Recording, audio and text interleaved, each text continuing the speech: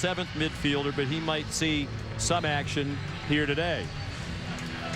John Tillman wearing the purple shirt. That's to call attention to the cause of pancreatic cancer. Trying to find a cure. And he continues to wear that purple shirt. Many of their fans have purple on today in memory of Maria Young. He's done a great job in his first year as head coach at Maryland. Has them back in the national semifinals. And John Danowski, 5 years as the head coach at Duke, 5 times to the Final Four. And last year they broke through with the national championship victory for the first time in school history with the overtime victory over Notre Dame. And Quinn, it was a storybook ending. Kind of a storybook ending to their careers, perhaps, for the Maryland players. Finally across that threshold and into the Final Four as seniors, and doing it in front of a very pro-Maryland crowd here in Baltimore. Yeah, a year that's been defined by one-goal games and anything's possible type lacrosse. An extra 10,000 to 15,000 fans here in M&T Bank Stadium may be the difference. Duke dressed in the white. Curtis Holmes, one of the best face-off men in the country for Maryland against Greg DeLuca. And it's Duke, in a surprise, controlling the first face-off. When Maryland won the ACC title game 11-9 over Duke, they won 75% of the face-offs. It's Duke on the attack. They're 14-5 for the year. Got off to a 1-2 start this year, including a loss to Penn. After 3 games, John Danowski remade his team. Turned some players who had been midfielders into attackmen. Turned some attackmen into midfielders. And it is a formula that clicked. Moved 2 freshmen into attack spots, Christian Walsh and Jordan Wolf. They've been terrific up front with Zach Howell. Robert Rotan's a midfielder, sets it up for David Lawson for a goal for Duke. Great opening possession for the Blue Devils. Less than a minute in, they beat Nico Amato in the Maryland goal.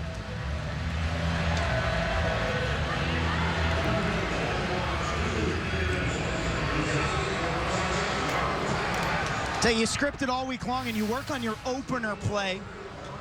And it frees it right here. This is Lawson, the eventual goal scorer. Let's see why his man loses him. 37, Farrell in red. Just gets caught too much to the inside. There's nothing tricky there. There's no fancy play. For some reason, Farrell thinks he has inside responsibility. He was expecting Maryland to slide upfield, and he was the second slide man. But Lawson, just too easy, Sean, for him to catch it about 6 yards and fire. His 23rd goal of the year. He's had a point now in 17 straight games. Curtis Holmes won that face-off. He's won nearly 63% in the X this year. Had 20 face-off wins in one game against Georgetown. First Terp to win 20 face-offs in a game since 1998. Most impressive about Holmes, no games less than 50% the entire year. Here's Ryan Young, senior from Manhasset, New York, including a brilliant career in Maryland with a trip to the Final Four. He'd like to end it with a national championship on Monday evening here in Baltimore, just a few miles from their campus in College Park.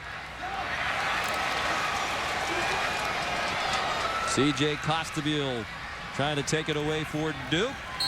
Loose ball, and it goes over to the Blue Devils.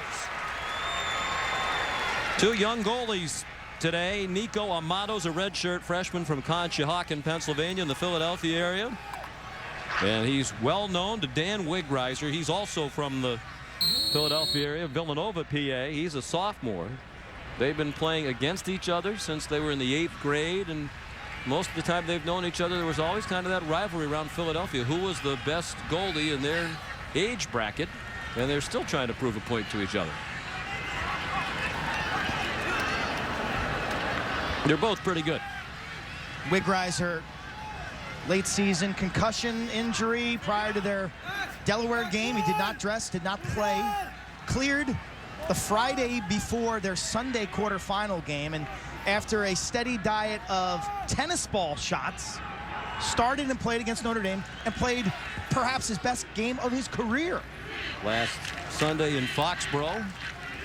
Interesting turnaround because they really struggled on defense in their NCAA tournament opening win against Delaware. Won 15-14.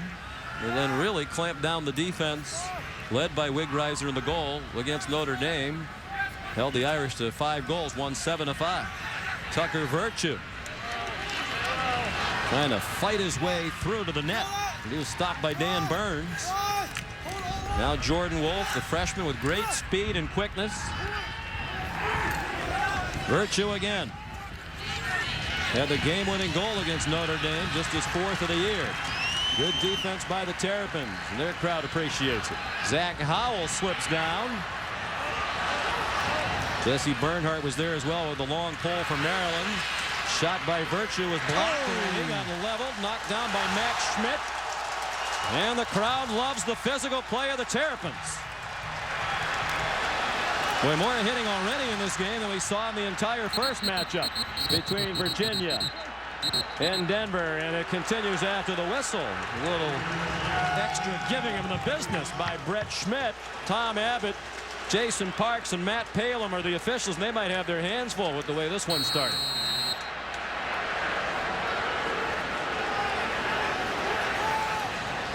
Josh Offit, part of the second midfield unit. He was one of those attackmen at the beginning of the year. Became a midfielder when John Danowski flipped his roster around a bit. Left side of your screen, look at the hits. Tucker Virtue. Planted. Oh, clean too. I like it. Love it. The real cutback this year in the high hits. Contact with the neck and head is totally off limits, and always good to see a clean and legal hit. Landon Carr delivered a nice hit as well for Maryland. 1-0 Duke. Now they're settling in a bit. Here's Justin Turry, redshirt junior. He'll be back for another year. He's from West Islip, New York. Played at West Islip High, where his dad's a coach. Turry again.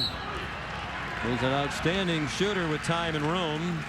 Didn't put it on the cage there. It'll still be Duke ball with Walsh nearest. And here are Quint's keys to the game for Duke.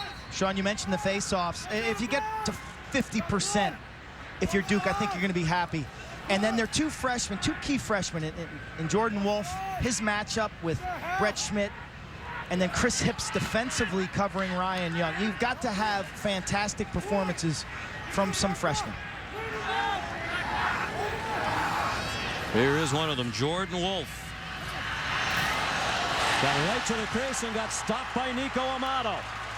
An all-ACC goaltender with his first save. Dan Burns leads Maryland back the other way. He missed about half the year with a back injury, and Coach Tillman says he is an absolute key component. Now Ryan Young trying to turn on Chris Hipps. It's interesting, they have the youngster Hipps, a freshman, for the most part, defending Young, and that was the case in the 2 meetings. And you asked about Hipps being a young defender. Ryan said, yeah, he's young, but he's talented. Well, very rangy, good feet, probably a better mover in terms of drop stepping and matching hip to hip with Ryan Young than Tom Montelli or Billy Connors. Young again, trying to get away from Hipps. Jake Bernhardt. Right here, 13. Moving pick that way. Pick rules in lacrosse identical to basketball. Got to have your feet set, be stationary.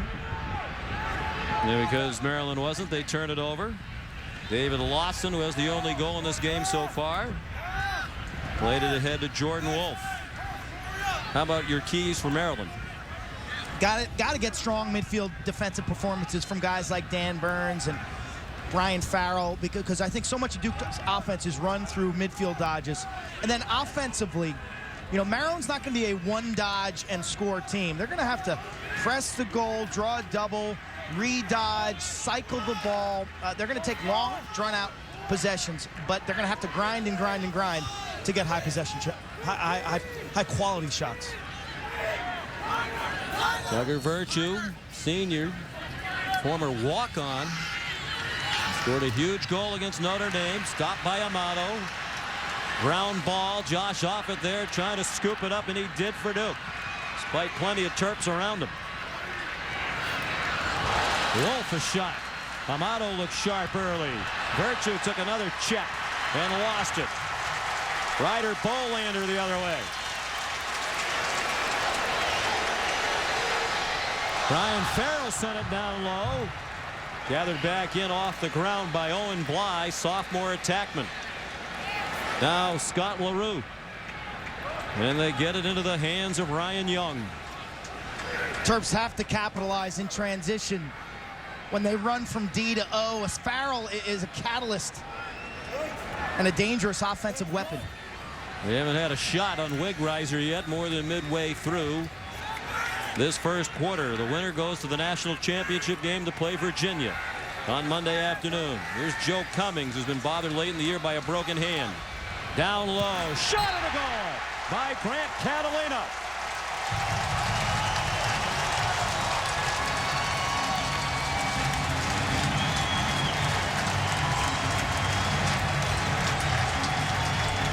Catalino scored the game winner in overtime in the quarterfinals as they upset the #1 team in the country, Syracuse.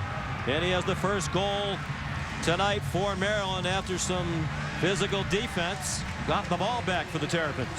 Catalino, a feared wing shooter.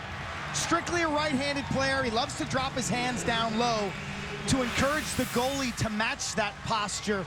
And then he elevates the ball. You saw it last week in overtime against John Galloway. There it is again. All right, fellas, nothing in the neutral zone. Straight up and down. Team leading 27th goal of the year for Grant Catalino. Senior from Webster, New York, in the Rochester area, out of Webster Schrader High School. Set. That way. Violation on the face-off against DeLuca of Duke, and Maryland wants to go quickly. Owen Bly. In terms of pacing, Maryland's all or nothing. They either want to run and go really fast or then possess and go ridiculously slow. They went very slowly against Syracuse. One stall warning after another. Coach Tillman said we never talked to our team once in the days leading up to that game about playing slowly. We thought we'd be in an up-tempo game with Syracuse, but it didn't turn out that way. They just did a great job defensively, and it became a slow game. Both teams had one stall warning after another. And long possessions. Yeah. John Desko, the Syracuse coach, said I looked up with 9:30 to go in the third quarter. We hadn't had a possession yet. Syracuse only had 22 possessions in the entire game. They hadn't had a possession in the second half, Desko's team, with 9:30 to go in the third quarter. Maryland had 11 stalling warnings, 32 shots. Both games earlier this season very tight between these two teams. Duke won the regular season game 9-8 in overtime. Maryland the ACC title game 11-9. Kevin Cooper shot looked like it might have drawn some pipe behind Dan Wigriser. Here's Tom Montelli, senior out of Weston, Connecticut.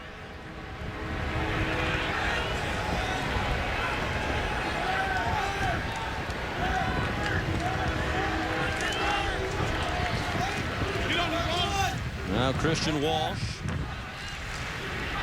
another one of those freshman attackmen. He's from right here in Baltimore. Went to Deerfield Academy up in the beautiful Commonwealth of Massachusetts.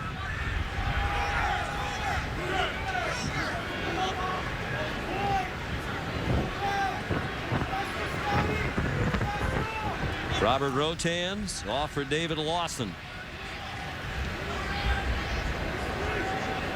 And now Torrey. Wolf, who was heavily recruited by John Tillman when Tillman was the head coach at Harvard. Coach Tillman has great appreciation for Wolf's many skills. Thought he'd be a good fit at an Ivy League school. Very good student. Had Ivy League relatives, including his dad. Rotans shot one wide. Duke will keep it. 4:40 to go in the quarter.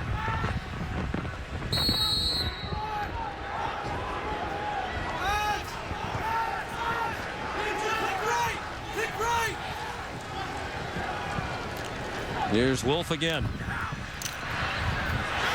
And Amato stopped it. The ball was actually free out in front of the goal. Rotans took the long shot.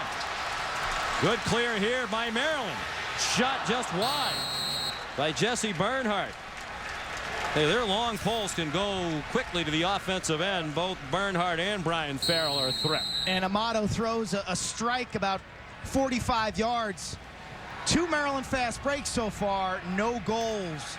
Worth following that stat now, as Maryland is capable of getting this crowd on their feet and getting this place lit up. Jake Bernhardt. He's the older brother of his teammate Jesse Bernhardt. The pole just rifled one. Drew Snyder, now junior from Seattle. Talk about how these players in this day and age in lacrosse come from all over the country. Snyder hails from the great Pacific Northwest. Bernhardt off for Snyder.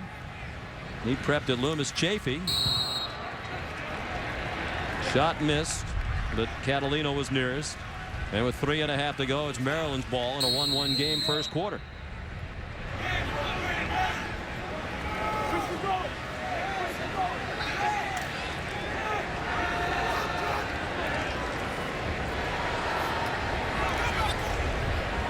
John Haas played it off. Shot and a stop by Wigreiser. Jake Bernhardt with the shot. Wigreiser's second save. Luke Dupre trying to scoop it up for Duke. And the ball will go to the Blue Devils. Excellent start for Duke goalie Dan Wigreiser, who, quite honestly, it can be wildly inconsistent. We talked about his 14-save effort last week. Saw him earlier this year against Syracuse, led in 8 in a row, the first 8 shots of the game. Didn't make a save till the second quarter, so a good sign for Duke. Wigreiser's like a lot of you goalies, and Quinn's the former All-American John Hopkins. He can be a little bit on the flaky side, shall we say. And John Danowski said he really couldn't tell if Wigreiser was recovering from the concussion or not, because it's kind of hard to tell when he's a little woozy or not. So you got to do the baseline test, I guess, when the guys first get to school, right? Yes. It was Virtue. Wigreiser was featured in one of the recent ESPNU All Access features on Duke lacrosse. They had him in his Italian class. And he's a funny young man.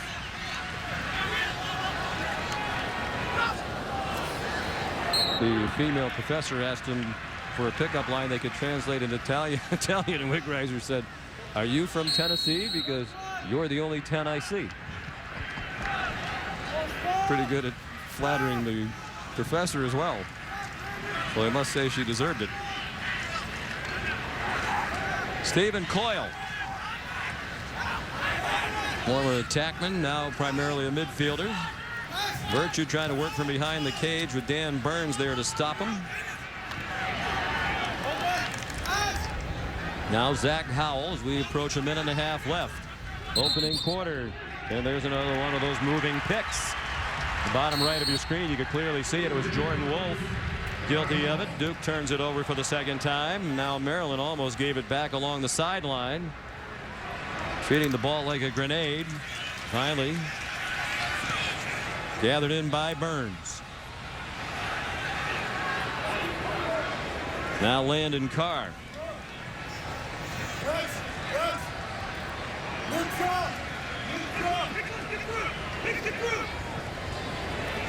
Ryan Young not able to get away from Chris Hips again.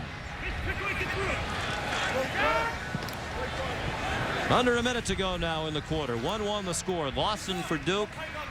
Catalino tied it for Maryland. Kevin Cooper sent it back out.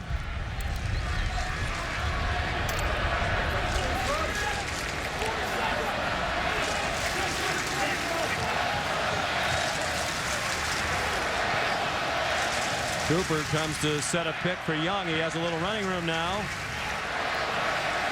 Under a half minute to go. Scott LaRue looked like he was lining up a shot for about 15. Passed it up. 20 seconds remaining. Joe Cummings trying to drive on Billy Connors. Gets knocked around. Ball's loose and in the net. Kevin Cooper scooped it up and scored.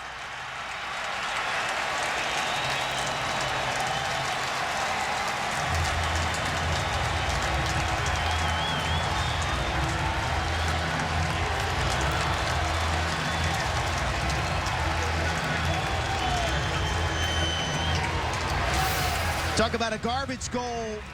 Maryland knows that the clock's not on their side, so they take a chance. Dodge to the middle of the field.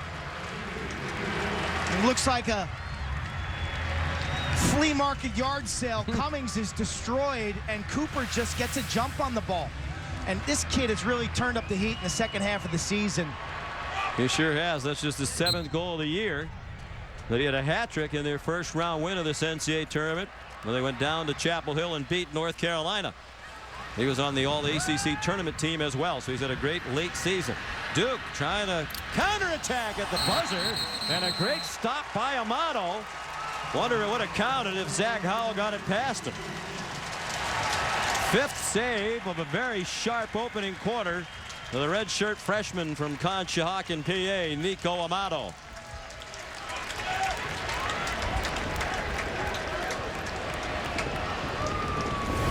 A very entertaining and competitive opening quarter between these two longtime rivals. The rubber match of their season series, with the winner going on to play for a national championship on Monday.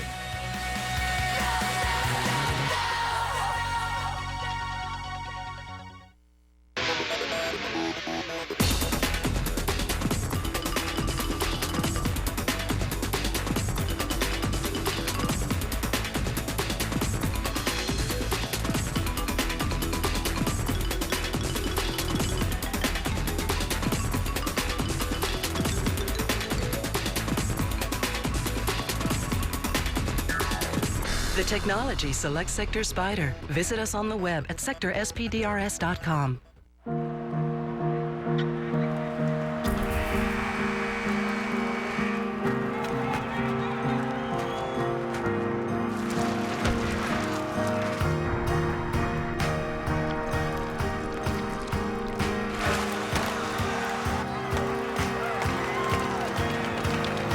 There are over 400,000 NCAA student athletes, and just about all of us will be going pro in something other than sports. To do, look at bill from phone company. Reminder, find out how much we pay for phone and internet. Note to self, cut out slow DSL. Highest priority, look at bill, see what we can save. First thing, pay less, get more. We switched. We switched. We switched. To Comcast Business Class. Fast internet? Better phone. Cloud services from Microsoft. Great deal. You can't save if you don't look. Call Comcast Business Class at 1-800-391-3000 today. Experience the French Open in a whole new way. This year, Tennis Channel's bringing you the action in spectacular 3D. Watch 21 hours of exclusive live 3D coverage direct from Roland Garros in Paris over 3 straight days. Beginning Saturday, May 28th at 5 a.m. Eastern. Presented by Panasonic. Watch all the action in brilliant 3D quality with Xfinity on Channel 791. With Paul Carcaterra, I'm Anish Shroff in studio. Paul, from Maryland so far, it looks like the same strategy we saw them use against Syracuse a week ago. Well, they're completely comfortable cutting the field in half, controlling tempo, and this is going to frustrate a Duke offense, one of the tops in the nation, love to get up and down. They're going to get a little out of sync and antsy and frustrated. Paul, he's going to be live blogging throughout this game, as he did for the first game.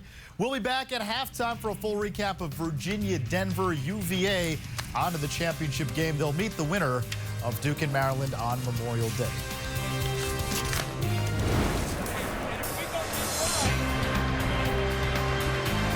All right, Anish and Paul, thank you very much, and welcome back, everybody, to the NCAA Men's Lacrosse Championship Weekend, presented by Enterprise Rent-A-Car. Maryland leads Duke 2-1. David Lawson scored first for Duke, but then Grant Catalino and Kevin Cooper tallied for Maryland. The winner will get Virginia, an easy winner in our first semifinal over Denver, 14-8. It will be an all-ACC final. Duke beat Virginia twice during the regular season, and Maryland was victorious at Virginia as well on April 2nd, 1-0 against Virginia this year. So Virginia hasn't defeated either one of these two teams. Curtis Holmes is a huge key for Maryland. He's been a possession machine this year on the faceoffs. Great balance, a wide base, an ex-high school wrestler with really good hips. And that certainly helps him in the X. They got turned over, and now here's Jordan Wolf.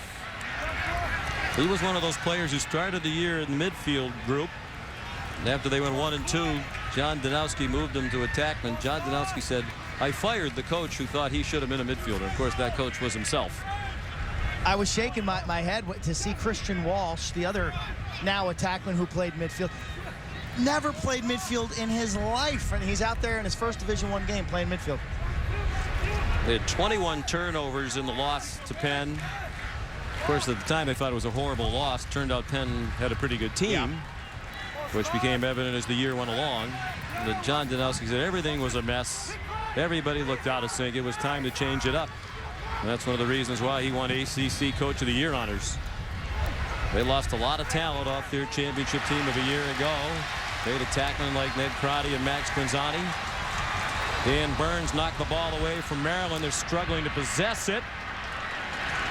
And finally, Grant Catalino does.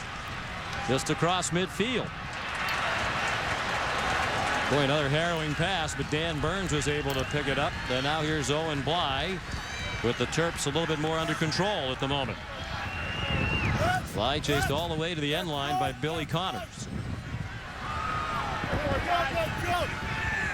Now Ryan Young.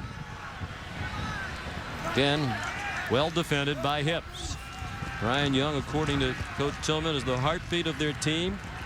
Coach says he's never coached anybody who plays harder than Ryan Young. Said he goes all out so much of the time that sometimes in practice they have to hold Ryan Young out of drills because they're afraid he'll beat himself up, hurt himself.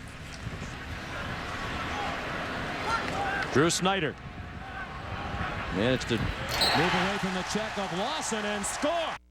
3-1 Maryland as Snyder scores his 17th of the season.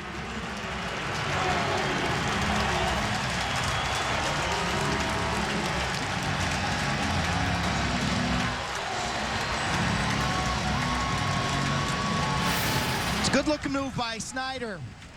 Left side of your screen. Gets back to the middle of the field. You fight to get to those football hash marks. You're going to give yourself a higher percentage shot and then using the earth. Wigreiser is known as a goalie who tends to go down, sometimes to his knees, the high bouncer. Works against that tendency. No hands on the plastic. Now Holmes will square off in the X with Brendan Fowler. Second face-off of this game for Fowler. Duke tends to use multiple people in face-offs. They're hoping they might be able to wear Holmes down, but the former wrestler doesn't kind of seem like the guy who's going to get worn down. He got tangled up pretty well with Fowler. Winds up with C.J. Costabile. For a moment, it was reminiscent of his dash to the net in overtime to win the championship last year.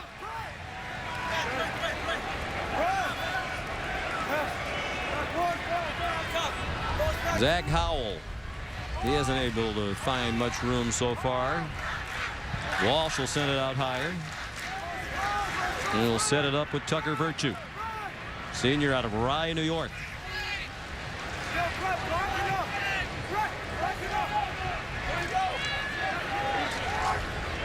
Second midfield unit out there now for John Danowski. Stephen Coyle, Offit, and Virtue.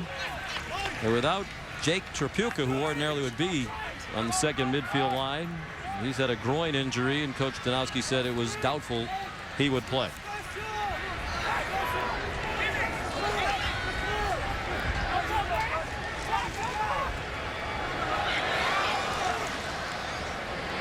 Offit thought about stepping into a long one. Brian Farrell nearby.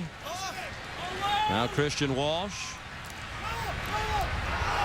Could not get away from Ryder Bolander. Maryland's defense is doing a wonderful job in their matchups right now. Zach Howell.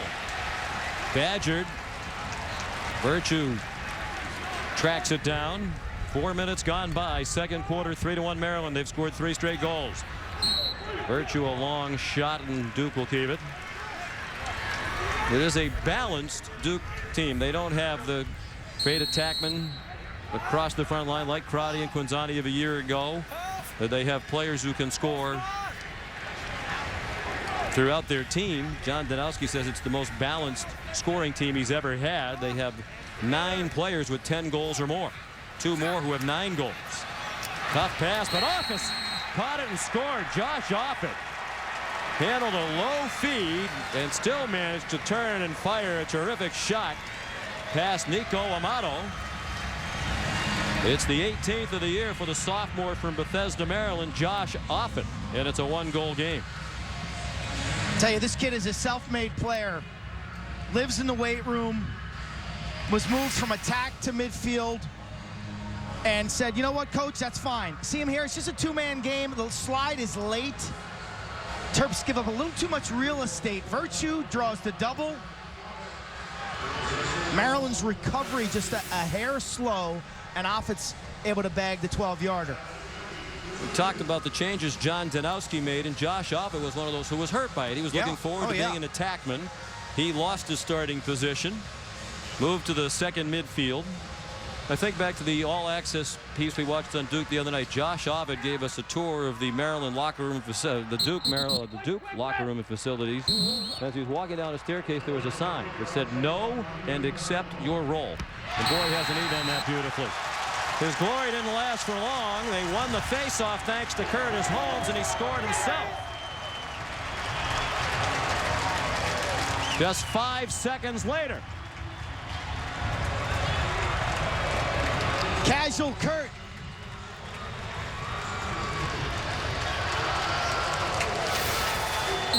Watch it from up top. It's a violation, so the face-off man for Duke must run off. 6-on-5 opportunity. And Duke's defender did not funnel Holmes down the wing. Jubilant sideline. So many of this crowd in red today. Just the third goal of the year for Holmes, sophomore from Marriottsville, Maryland. If you want to watch this entire contest from Skycam, you can go to ESPN3.com. Terrific view from which to watch the draw. Greg DeLuca back in the X for Duke. Guys, at your feet, at your feet. Holmes still fighting. Oh, what a play. It was Jesse Bernhardt who nearly made that spectacular play, couldn't quite complete it. And now it's Duke struggling to scoop it up. Boy, sloppy by both teams at the moment. Zach Howell. It's pitchfork down by Max Schmidt. It's going back over to Maryland.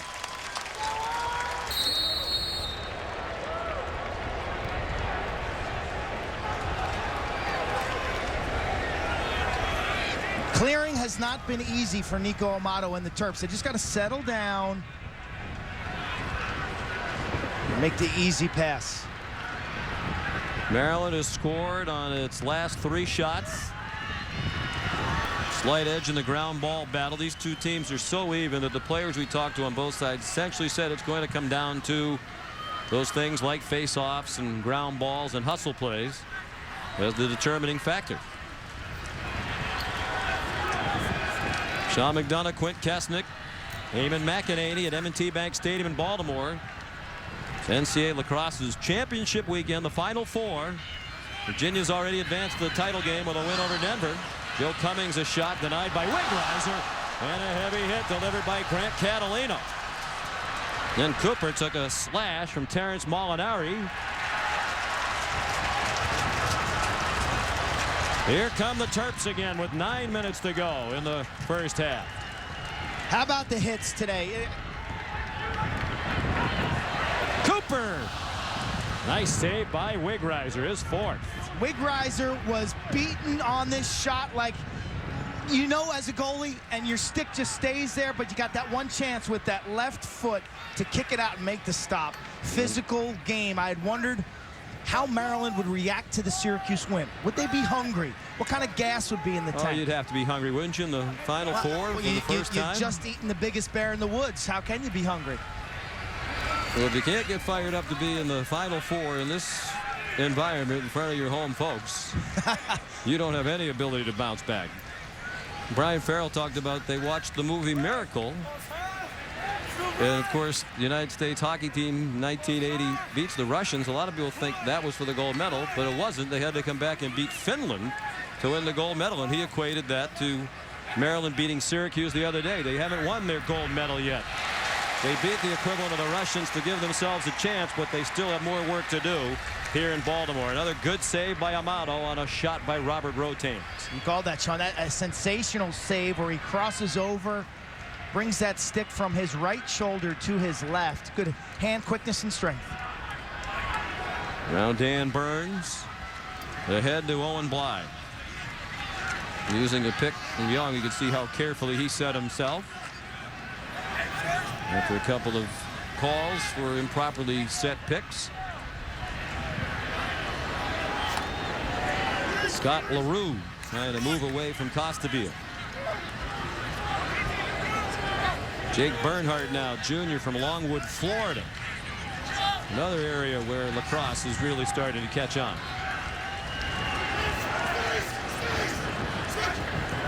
Ryan Young, and a whistle.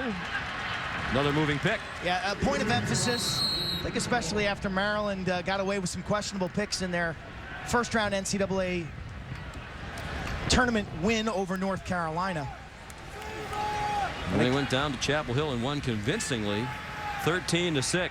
But according to many who watched that tape, they set 5 illegal picks, and so every opposing coach is going to make that a topic of conversation for the officials pregame. Would you be one of those people who watched the tape and would agree with that summation? 2 of the 5 I might have whistled. Duke ball down 4-2. Under 6.5 to go till halftime. Stephen Coyle, senior from Kensington, Maryland, out of Georgetown Prep. And now the freshman Walsh.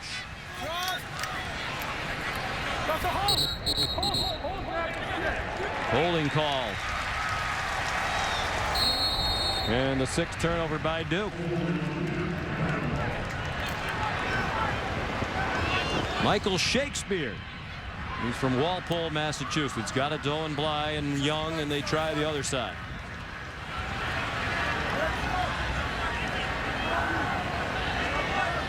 Maryland has a great history in over 80 years of lacrosse. They've never had a losing season, over 700 all-time wins. But they haven't won a national championship since 1975. They won 2 titles back in the earliest days of the NCAA tournament, which is 41 years old. They won titles in 73 and 75. And trying to win another for a proud program if they can defeat Duke. And then Virginia on Monday. Scott LaRue, junior from Crofton, Maryland. Very fast. Hasn't always been healthy this year. Young used the pick, tried to feed it to Catalino. That was the combination that clicked on the game winner in overtime against Syracuse in Foxborough last Sunday. John Haas, son of a coach. Dad is the head coach at Lebanon Valley. Interestingly, the women's coach there is Bill Tierney's daughter, the coach of Denver, whose team lost here earlier to Virginia. Haas goes off, and a timeout is called by Duke.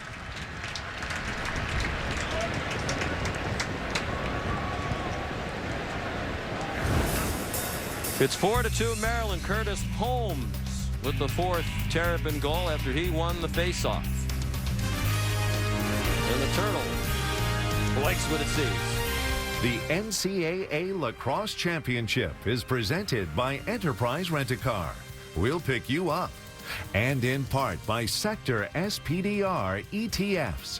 Visit them on the web at sectorspiders.com.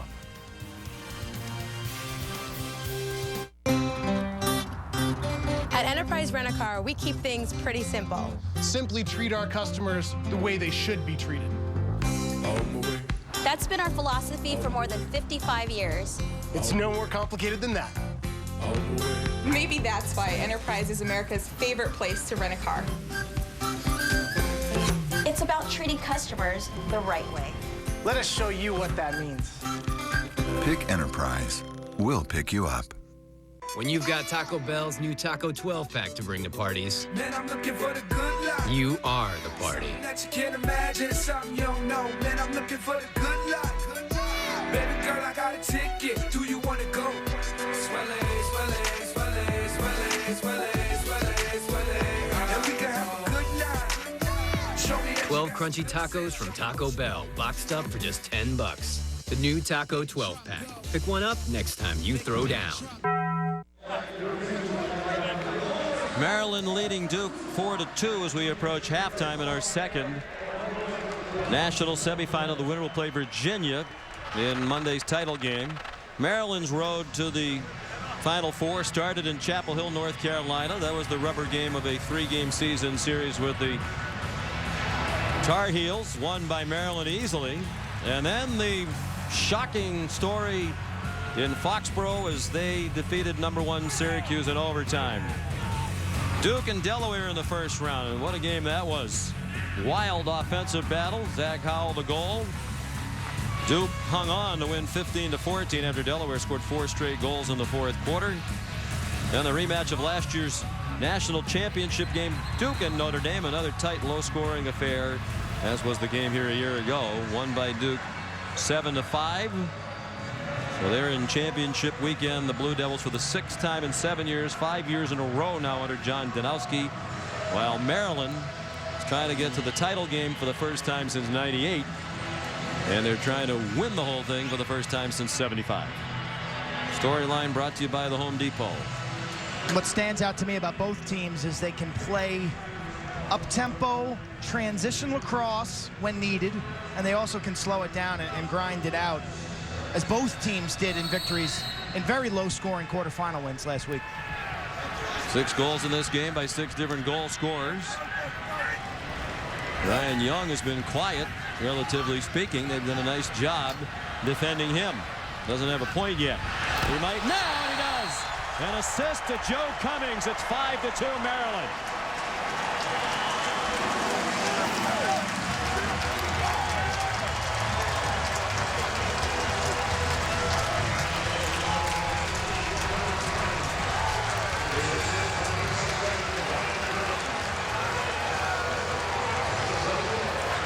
Cummings has been out of the lineup and not as effective over the last 4 or 5 games because of a hand injury. He's in the slot, and look at Duke's defenders, all staring at the ball and not having their head on a swivel. Finalizer move, gorgeous by Young, creates the separation. Cummings, catch, fake, fake, fake, find the open net. Talk about 2 veterans, 2 guys who've got a certain savvy around the crease. 26 goal of the year for Cummings. He's second on the team in goals, 1 behind Grant Catalino, but as Clint said, he hasn't scored much lately because of the broken hand. Just his second goal of this NCAA tournament. Curtis Holmes won the faceoff again, and here they come. Down low and shot wide. Beautiful feed by Farrell with the long pole. He got it to Ryan Young, who snapped one off very quickly and missed the cage. Owen Bly right back for Maryland. Maryland's dominating right now. Their 3rd fast break. They have not cashed in on any of their transition. Maryland's 12-4 on the year. Unseeded. 16 teams make the NCAA tournament in men's lacrosse. The top 8 are seeded. Maryland was not one of those teams among the top 8 seeds. Part of a tournament filled with upsets. None of the top 4 seeds made it here. That's the first time that's ever happened in the 41-year history of the NCAA lacrosse tournament.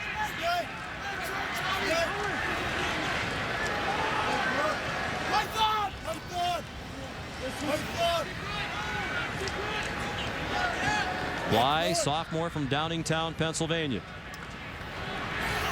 Played midfield and attack. Uses a pick from Catalino. Bly still with it. Flag thrown. Too much frisky defense from Tommy Patterson. And as Duke takes it over, the whistle sounds, and Maryland will be a man up. 30 seconds. Terps use their picking game for 2 reasons. So we get the call from Matt Paley. White, 48.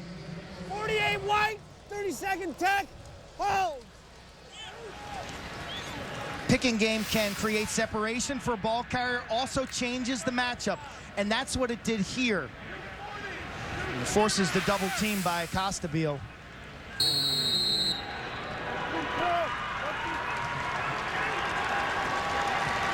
For Maryland, a man up for 30 seconds. Travis Reed has come on. Been injured a lot of this year. He's had a shoulder injury. Well, he appears generally in man-up situations. Talented attackman for Maryland. Quick ball movement by the Terps. Reed, whose dad played on their national championship team in the mid-70s. Jake Reed.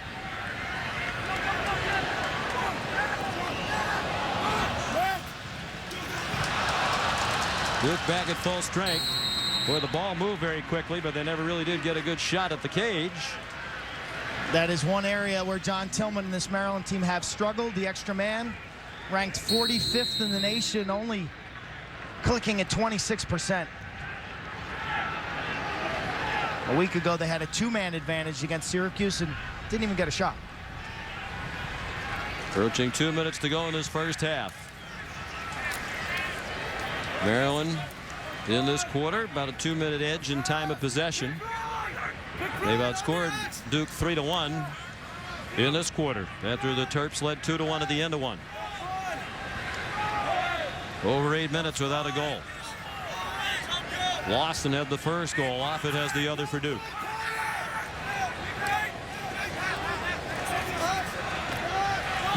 Lawson pestered all the way by Jesse Bernhardt.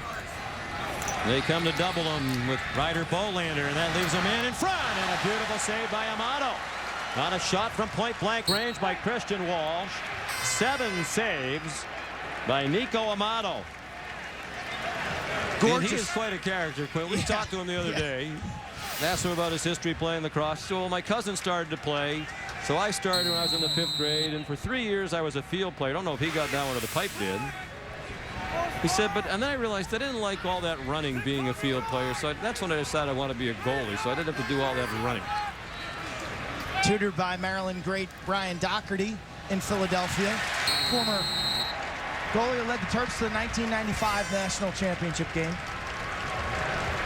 They like the cheesesteaks. Obviously, Amato, not the fittest customer in the world.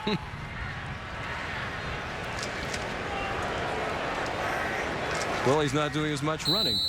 Although they do make him run at practice. So you don't like to run, but they make him run at practice. So yes, I have to do my share of the running.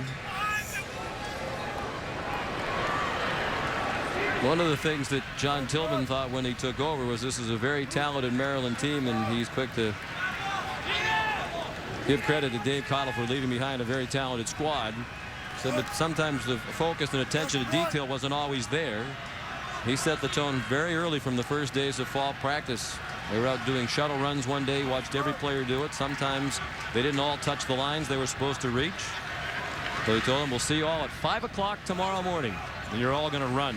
And obviously didn't endear himself early on to his new players, but they've come to appreciate what the extra attention and discipline and detail has brought them as they've jumped past that quarterfinal hurdle and have made it finally to the Final Four. 20 seconds to go. They'd like to go to the dressing room with a 4-goal lead. Keep it in now. Catalino turned his back as he was double teamed, lost the ball. Yeah, that's going to end the first half.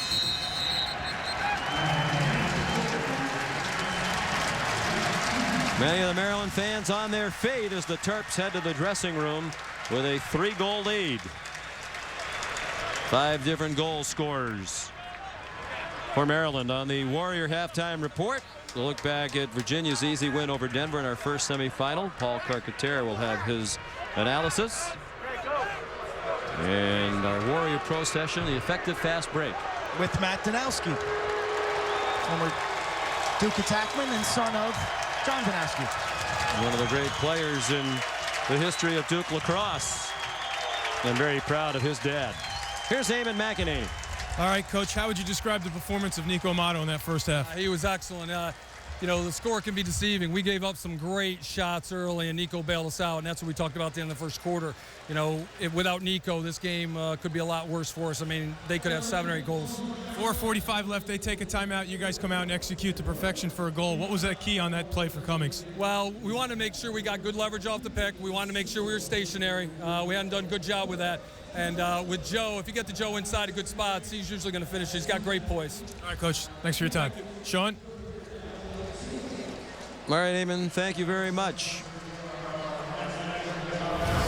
When we talked to players on both sides yesterday, they said this lacrosse rivalry takes its cue from Maryland and Duke in basketball, one of the most heated rivalries in college basketball. It's been a physical lacrosse game, and Maryland leads by 3. Here's the Nation Paul in the studio, the Warrior halftime report. All right, thank you very much, Sean. Maryland with a 5-2 lead at the break, and this is 2 weeks in a row. Last week, Maryland held a very talented Syracuse offense to 2 first-half goals, a very talented Duke offense, just 2 first-half goals this week. Well, when you're winning face-offs at this rate with Curtis Holmes, you're controlling tempo offensively. You have smart veteran players on the offensive end, guys like Ryan Young and Grant Catalino. They can play multiple speeds. Very impressed with this game plan. It's the playoffs. Do whatever you can to win, and physical defense has been a signature for the Terps. The physicality of that Maryland defense, we certainly witnessed it in the first half against Duke. They weren't afraid to throw body checks. They weren't afraid to get dirty. This is something from the Dick Adele days back in the mid-'80s, always bringing it. The Terps, known to play smash-mouth lacrosse. You look at the energy from the bench. Yeah. This is the Final Four. They're bringing it. They're bringing it hard. Maryland, I mean, just hounding Tucker Virtue there. And Duke really not having an opportunity on both ends. You see their clearing game being affected by the physical play as well. And their bread and butter on offense, I mentioned earlier in the pregame, Ryan Young behind the cage. He spots guys like Joe Cummings. This Maryland offense, when they get into that pick play in the crease with Young behind feeding the ball, guys like Cummings just deliver time and time again. He's one of the best finishing midfielders in the country, 3rd-team All-American. It'll be interesting to see what Duke does to adjust in the second half. Winner of this game gets Virginia in the national championship. That'll be Monday. Earlier today, boy, Virginia all business against Denver. Rob Emery, he's playing on the first midfield because the Brattons are out and Colin Briggs didn't play. If you asked me 4 weeks ago Virginia was going to make a run, I would have laughed at you. This was a defense that was trying to find an identity, was a lost cause. Offensively, Steele Stanwyck ignites the entire team. He feeds teammate Chris Bocklett, who had 3 goals on the afternoon. This Virginia offense, led by Stanwyck behind, clicking on all cylinders. Guys like John Holdy in the mix. Pick your poison when you're defending this group. Outside of Stanwyck and Bocklett inside, they're really attacking from all angles. Virginia led 13-3 at one point in this game, and we mentioned Bocklett and Stanwyck have been outstanding this postseason, but they've gotten help. Mark Conkerton, Matt White, 8 points this postseason. I think the emergence of Matt White has been critical down the stretch. Winning goal against Bucknell in the first round. He played midfield today, didn't play midfield the entire season. He's so smooth behind the cage, another calming force in addition to Steele Stanwyck. And Mark Conkerton, 3 goals on the afternoon. They bumped him to midfield as well, but when it's all said and done, this is your guy. He's making this Wharton Trophy chase pretty interesting. Everyone thought, mail it to Rob Pennell, me including. I mean, this kid is just so dynamic, dodging, feeding, scoring, all elevating. This battling a foot injury, by the way. Oh, foot injury or not, this guy has had a playoff run that is so memorable. One of the best I've ever seen. Chris Bocklett inside, this 1-2 punch since last season. It's like Quinzani and Crotty from Duke a year ago. And Bocklett can stretch the defense with that outside shot. So you see him in the middle getting fed from Stanwyck. Bocklett, 10 goals in the playoffs. Stanwyck with 20 points. This duo, 30 combined points in 3 games. It's ridiculous. They have carried Virginia all the way to the championship game in this Virginia team.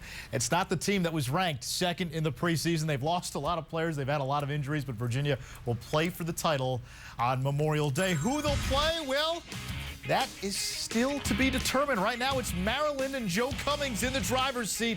They have a 5-2 lead at the break.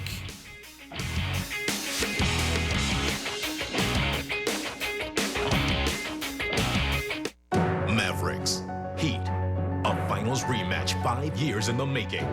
Miami survived all the hype, all the noise, all the bumps in the road for a shot at the title. Now the Big Three face a team loaded with veteran savvy, led by a star determined to be a champion and cement his legacy as one of the best of a generation. History is waiting. The NBA Finals, Mavericks Heat, Game 1, Tuesday on ABC. Third floor, Maverick Training Center. Born ready, built tough, hot like a Ford Hemi, muddy, bloody, and bruised up. No sports, everything, anything but ordinary. The crowd standouts know each other by the number, feed off the energy. Sweating in the gym for weeks, the win is within our reach. Body checks, I have you kissing my cleats. The man behind the mask is a maverick, letting off fuck 10 shots for the hat trick. NCAA TV and marketing rights fees. Where does the money go? Long answer, 96% of the revenue is used to fund 88 championships and support 1,055 member colleges and universities, who together provide $2 billion annually in financial aid to more than 400,000 student athletes so they can compete and learn. Short answer, we put our money where our mission is. It's easier to start. It's easier to access. It's easier to maneuver. It's easier to stay connected. How did we do it? Well, that was the hard part. But it's easier when your engineers never say never. The Acadia SLE from GMC. Now get 0% APR for 60 months or $2,000 cash back on a 2011 GMC Acadia. See your local Buick GMC dealers today.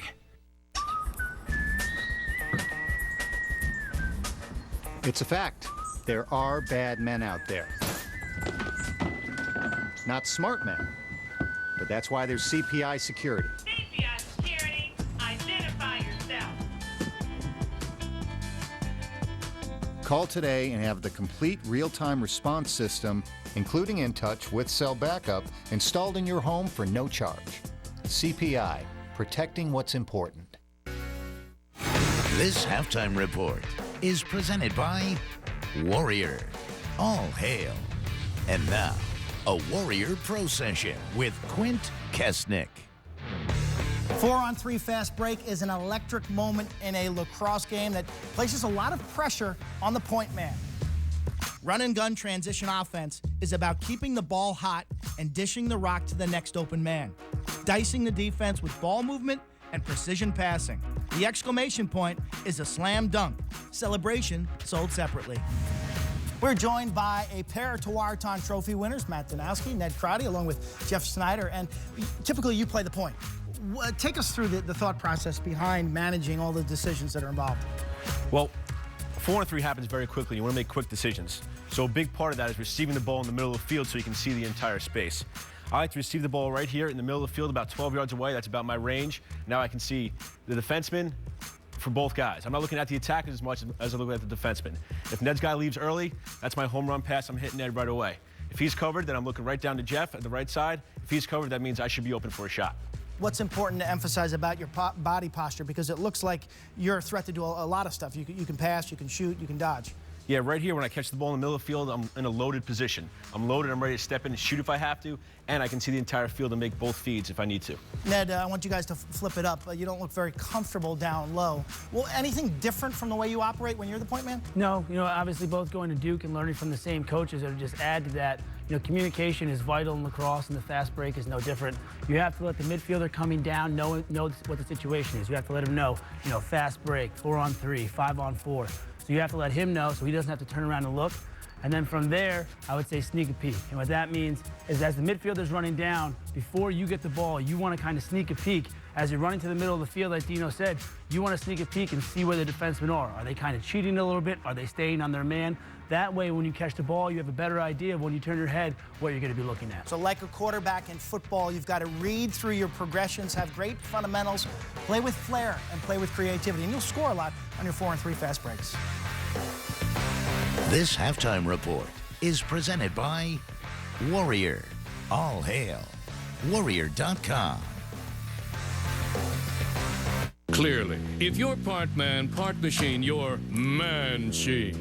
You know how to lax. But what is lesser known is the fact that man-sheens also know how to relax. Big time.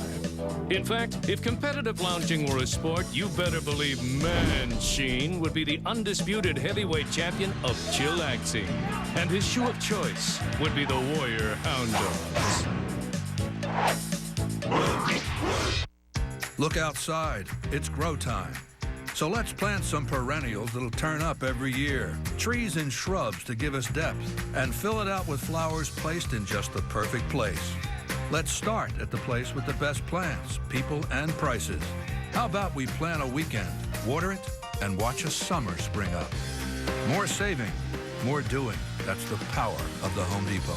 We're lowering the cost of a day in the dirt with a special buy on this mulch. 4 bags are just $10. There was a town held captive by an evil gas pump. It fed on people's hard-earned money. But along came the Michelin Man, who reminded them the right tire changes everything. And with fuel-efficient tires in place, that evil gas pump wasn't so evil anymore. Michelin Energy Saver AS tires can help save up to 109 gallons of fuel. Michelin, a better way forward. Select Sector Spiders are ETFs with a different spin.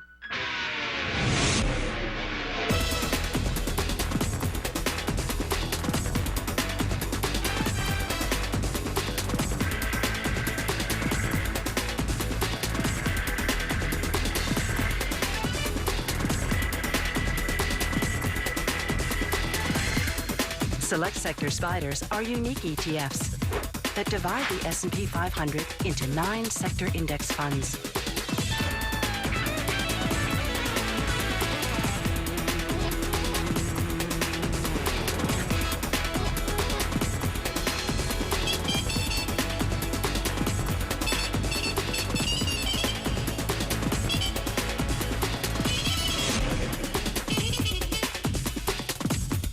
Select Sector Spiders. Visit us on the web at sectorspdrs.com. Tuesday night on ABC, Game 1 of the NBA Finals. It all comes your way at 9 Eastern. The Mavericks and the Heat, Dirk and LeBron, both going for that first championship ring. They call Maryland's Curtis Holmes a Fogo. Face off, get off. Holmes with a goal in the first half. Maryland up 5-2. The second half is next on ESPN2. This halftime report is presented by Warrior. All hail Warrior.com.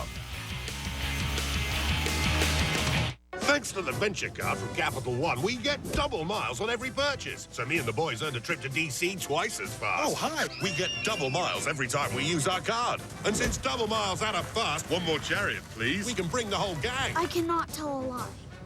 He did it. It's hard to beat double miles. Read my lips. No new access. Get the Venture Card from Capital One. Money Magazine's best rewards card if you aim to rack up airline miles. What's in your wallet? So you're a Democrat, right? Perfection. Who's with me?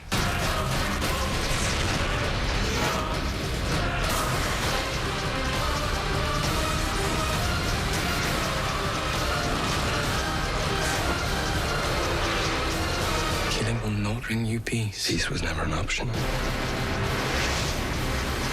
X-Men First Class, rated PG-13.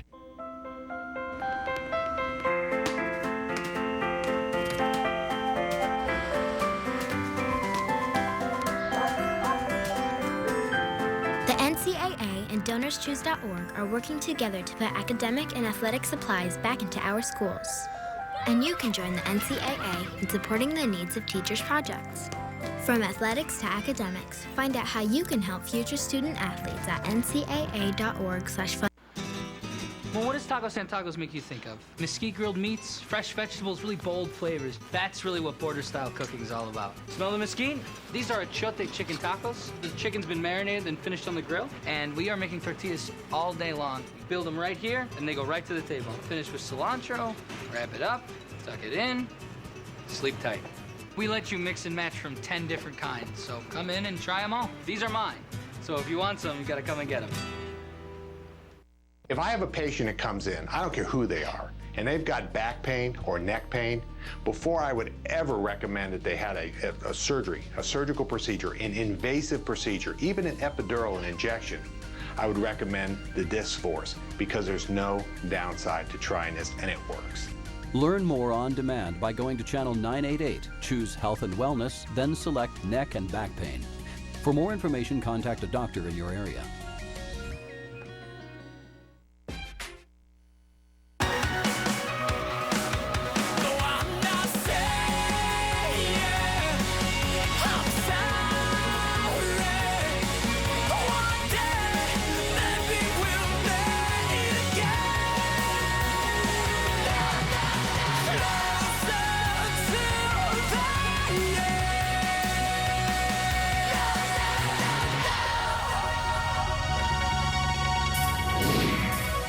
And welcome back to the NCAA Men's Lacrosse Championship Weekend presented by Enterprise Rent-A-Car. Second national semifinal of the day here in Baltimore, and it's Maryland just a few miles from its campus, leading Duke 5-2. The winner will play Virginia for the national championship on Monday afternoon here at M&T Bank Stadium. Welcome back, Sean McDonough with Quint Kesnick. Maryland in this NCAA tournament unseeded, doing a tremendous job limiting the goal scoring by the opposition. North Carolina scored only 6, Syracuse just 5, and Duke only 2.5 tonight. Yeah, Duke's shooting 2 of 13 right now.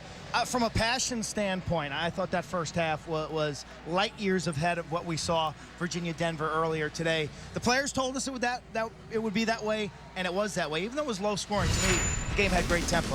It started well for Duke. Less than a minute in, David Lawson, who's been terrific late in the year, scored to make it 1-0. Grant Catalino got the equalizer for Maryland. They had 5 different goal scorers in the half, and then the story of the half really was Nico Amato in the goal. 77% in the first half. And to me, he and Curtis Holmes are the big difference makers. Holmes won 6 of the 9 faceoffs, even had a goal. Casual Kurt lumbers in. And then Ryan Young. If you're a young attackman, you want to watch this move. Multiple moves, a re-dodge, a step away, and an accurate feed. Face-offs and goaltending, big differences in this ballgame. They talked about players on both sides, the importance of the face-offs and the ground balls. And Maryland had the edge in both of those areas. Charlie Payton out to take the draw for Duke, a freshman, younger brother of Sam, who was a great face-off man for Duke last year on their national championship team. Duke's possession to begin the second half. Can they find some offense against this stingy Maryland defense, backstopped by Nico Amato, the freshman in the goal?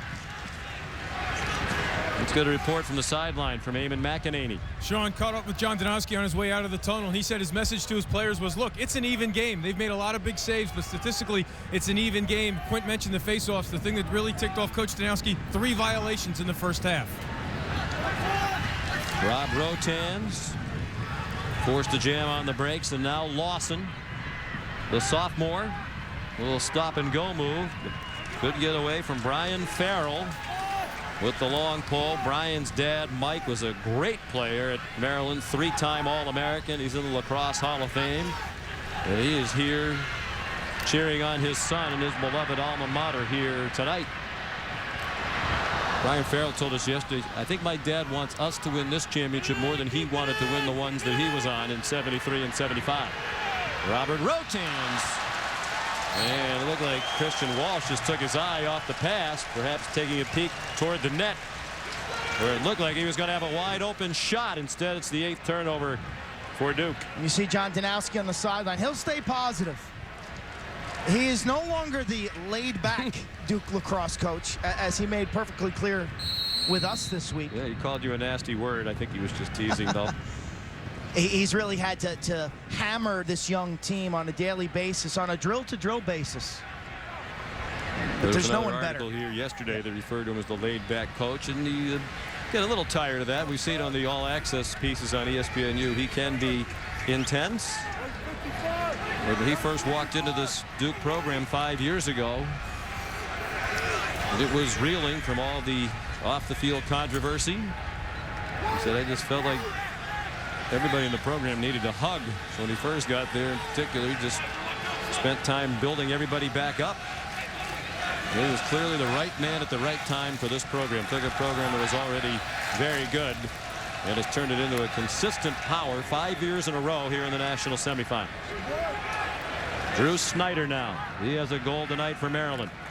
Still on his way. Looked like Wigreiser wasn't quite sure where that was as it carried him toward the sideline. Defending Indy 500 champ Dario Franchitti along with Elio Castroneves, Danica Patrick and others return to the biggest stage in the sport, the Indianapolis Motor Speedway, where speed and danger define glory and immortality. It's the 100th anniversary. Coverage begins tomorrow at ABC at Eastern Time, presented by GoDaddy.com. Next goal in this game is really huge because the Terps have the ability to go into a shell offensively and no pun intended. Manage the lead. That's very clever.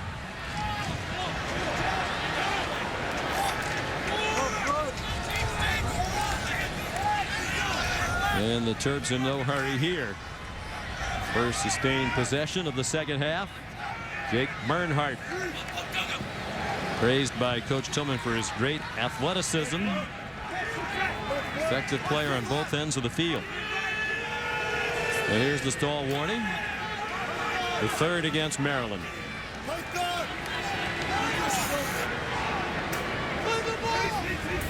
Stall warning basically shrinks the field for the offense. You have to keep the ball in the attack area, but does not address what it's supposed to. It was to increase the pace of play. And it actually a lot of times slows the pace down because the offense gets ultra conservative with the ball behind the goal. Afraid to carelessly send it out of the box and turn it over. 10 turnovers now by Maryland. Josh Offit for Duke. Neither team has scored here in the opening 3.5 minutes plus the second half. Look out, Tucker Virtue. Had his back turned for a moment and almost didn't see Jesse Bernhardt sneaking up on him. Do you think this sport needs a shot clock? You know, John Desko this week, you know, and he wanted to point out that it wouldn't be sour or grapes, and certainly John Desko has earned the ability to make changes and question the rules currently in lacrosse, and I agree with Coach Desko. I think that change is needed. Stephen Coyle, a shot for Duke. They'll keep it. John Desko, for those who don't know, the coach at Syracuse, which was the #1 team in the country. This NCAA tournament, the #1 seed, they were upset by Maryland last weekend in Foxborough, Massachusetts, which had been a great venue for Syracuse. They won back-to-back national championships there in 08 and 09. Josh Offit doing a lot of work. Couldn't find any room. Well defended by Dan Burns. Tucker Virtue forced to pass it wide. Jordan Wolf's turn. Can they penetrate this Maryland defense? Duke sniffing out all these different matchups. Nothing's working. They've got to go to a two-man pick and roll game. They've got to have more activity away from the ball. Virtue denied by Max Schmidt. Under 10 minutes to go in the quarter.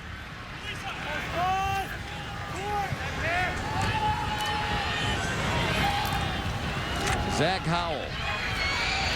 Shot in the goal. He'd had a quiet night till then. Duke's leading scorer for this first goal of the night and 43rd of the year. The senior from Huntington, New York on Long Island.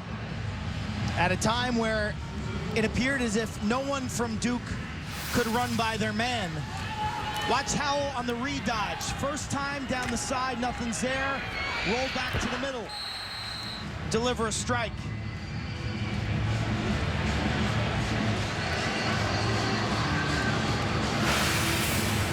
There's a look at Zach Howell's player portfolio, brought to you by Sector Spiders. 43 goals now this season. That gives him 134 for his career. Only Jordan McBride of Stony Brook has more among active players nationally. He scored 175 goals for Stony Brook. Charlie Payton out there to take the face off again, but this one was won by Curtis Holmes and Maryland. Brian Farrell, the senior from Baltimore, out of boys Latin. Bumping with C.J. Costabile. Been a busy weekend for Brian Farrell. You mentioned his dad was a great star on the Maryland championship teams in '73 and '75. His sister Annie, younger sister, is on the Maryland women's team. So Mr. and Mrs. Farrell were up at Stony Brook last night to watch the Maryland women. They're here tonight. They're going to have a problem the rest of this weekend, though, trying to figure out where to go if both teams win. I believe both championship games are Monday. Maryland won. They did win. Yeah. I mean, if the Maryland men win, Brian Young, I thought the women were tomorrow, but I read in the paper today that the game was Monday, according to what I saw in a local paper. So we'll check on that. Perhaps they'll go back and forth again.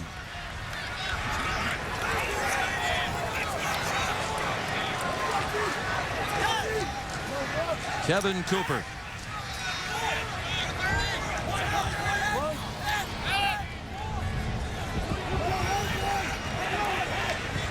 Cooper again.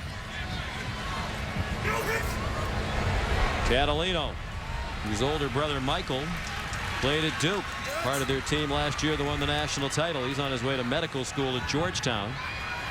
Grant Catalino insists his brother, the Duke graduate, would be cheering for his brother, the Maryland player, against Mike's alma mater tonight. Yeah, the women's final is Sunday at 4, so the Farrells can go back and forth again if the Maryland men hang on to this lead with a very long way to go. Scott LaRue behind the cage and back out front. Oh. And a stop by Wigreiser. Tell you that bounced so radically that I think it might have pegged the crossbar.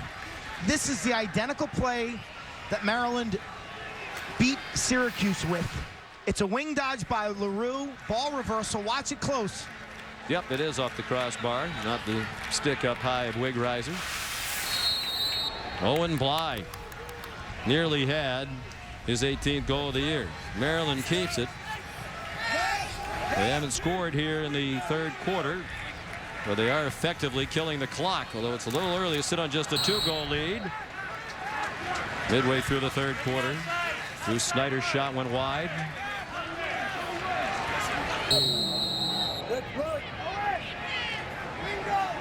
John Haas sent it up high. Jake Bernhardt will get them started again.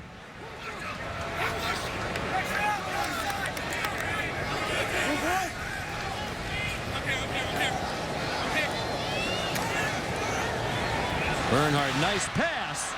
And Wigreiser the stop on Drew Snyder. 5th save credited to Dan Wigreiser.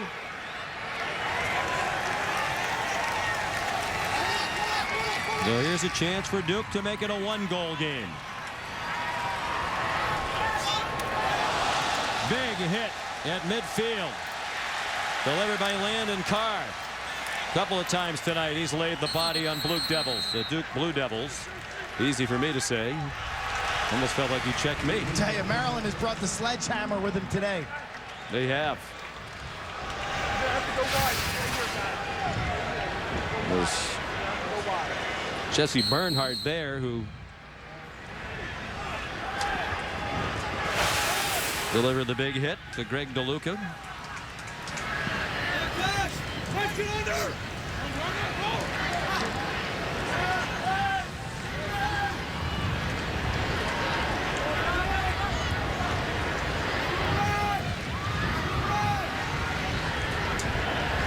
If you're a team like Duke in this situation right now, can Maryland almost lull you to sleep? I mean, you wait so long just to get the ball back. Is it hard to establish rhythm on offense when you never have the ball?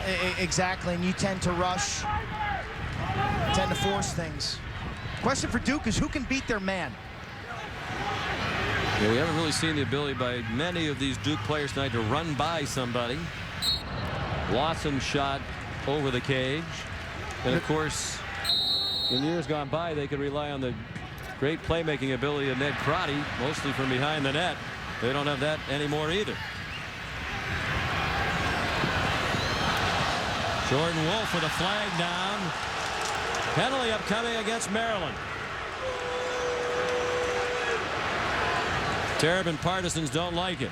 Lawson lost the ball. Now the whistle for the penalty with 5:28 to go in the third quarter. Red, 44. Push, 30 seconds. 30 seconds for Brett Schmidt, senior All-ACC player for the push. Was it a dive? Was it a push? Clearly from behind. No doubt about it that his hands were on the 3 of Wolf's jersey. Duke's a man up for the first time tonight. Officials have let them play for the most part in this very physical game. Maryland's been a man up only once tonight, 0 for 1. Josh Dion has come on. He's number 0, plays in extra man situations.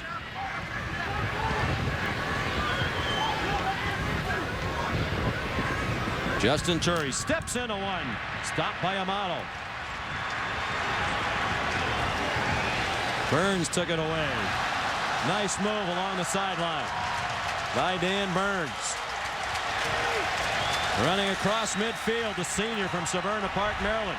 Played it ahead to Catalino. Out in front, and he scores. What a sequence for the Terrapins as they reclaim a 3-goal lead.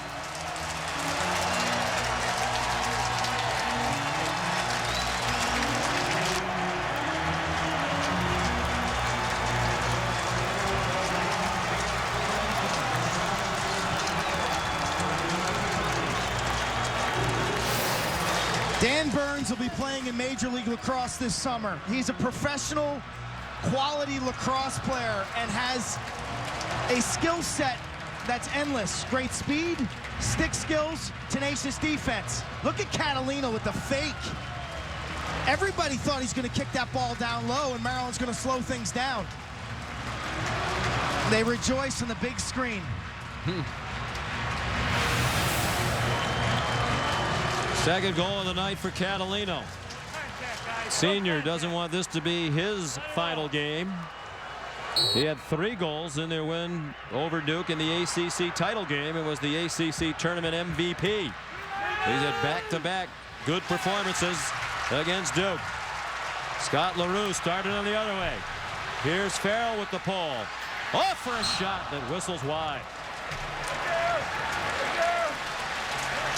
Owen Blythe had a good look at their 7th goal, missed the net. That's an understatement. 4 fast breaks now for the Terps that have gone for shots that have been triggered wide. Ryan Young trying to get away again from Chris Hips. Loose ball. Young delivered a check, but it's Duke in possession and trying to attack with 4 minutes to go in the third quarter, down 6-3.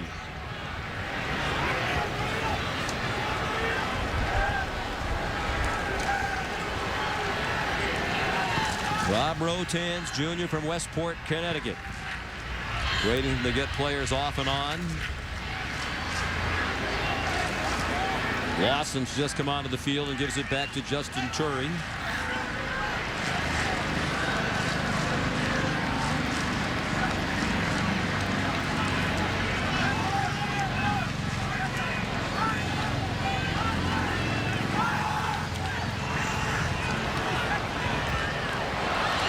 Took his eye off the ball. Struggled to pick it up and never did, nor could Turry. And it's Jesse Bernhardt. Off to Brett Schmidt. Nice handle by Maryland defenders in traffic. 2 of them. Bernhardt again. Bernhardt makes the turn. Schmidt accelerates out of trouble. And now they'll be content to kill the clock and look for a good shot with under 3 minutes to go in the third quarter. Maryland fans starting to come to life. In this low-scoring game where every possession is so important, they are really starting to believe that their team is on their way to the final for the first time since 1998.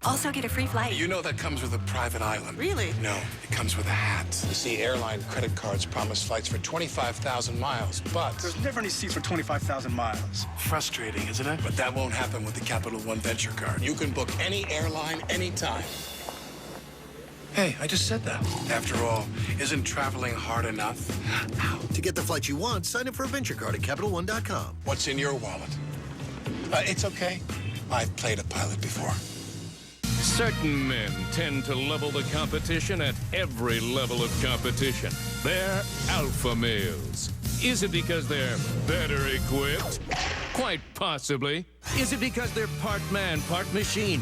They're man-sheen? And the other men on the field are effeminate by comparison? Obviously.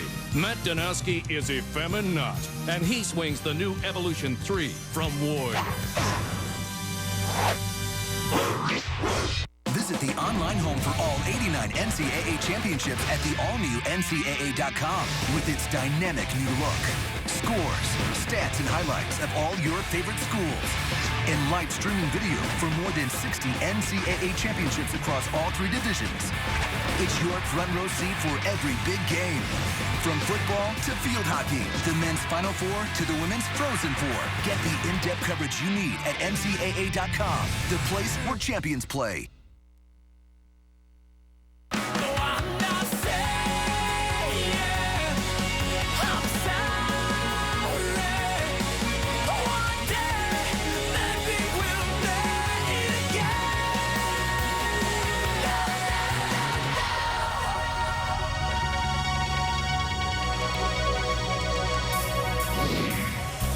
Well, we know Virginia will be playing for the national championship on Monday. The identity of their opponent will be determined over the next 15 minutes of action as we look at our Home Depot storyline for our second national semifinal of this day. Another defensive struggle. Maryland has held Duke to just 16% shooting. Only 1 goal in each quarter for the defending national champs as the Terrapins try to get back to the title game for the first time since 1998.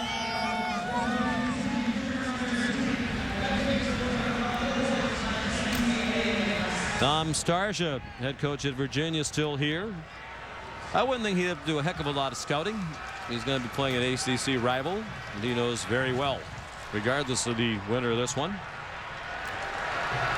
His team, if you're just tuning in, beat Denver relatively easily earlier tonight, 14-8.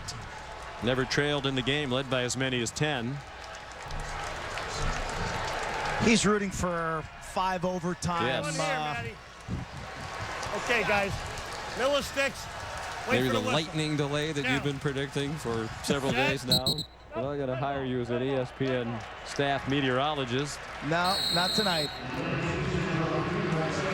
Illegal procedure on the face-off against Duke.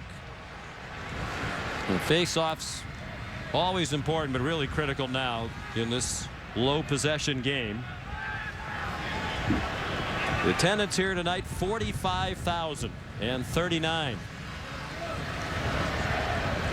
The formula for success with Maryland is winning the possession game, having extra possessions, whether by great face-off play, ground ball play, or by making extra stops with Nico Amato, who I believe right now is about 75% in this ball game.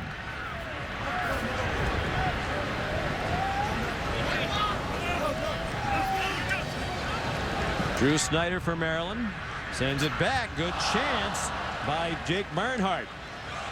Bly was in the right place to scoop up the free ball and get it off to Ryan Young. It's like another pipe shot. It sure did. And the pipe's been friendly to Wigriser. Maryland might be ahead by 2 or 3 more goals. Maryland's already killed more than a minute off the clock here in the 4th quarter.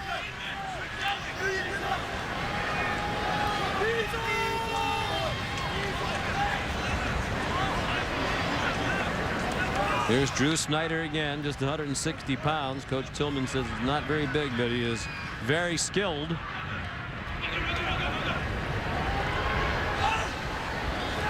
At this juncture, they wait for just an absolutely unbelievable shot opportunity here. You know, eventually Duke's got to come out and play him, especially now that the stalling warning, you funnel the ball Bly scores. Came out from behind the net, had that golden opportunity, and did not miss it.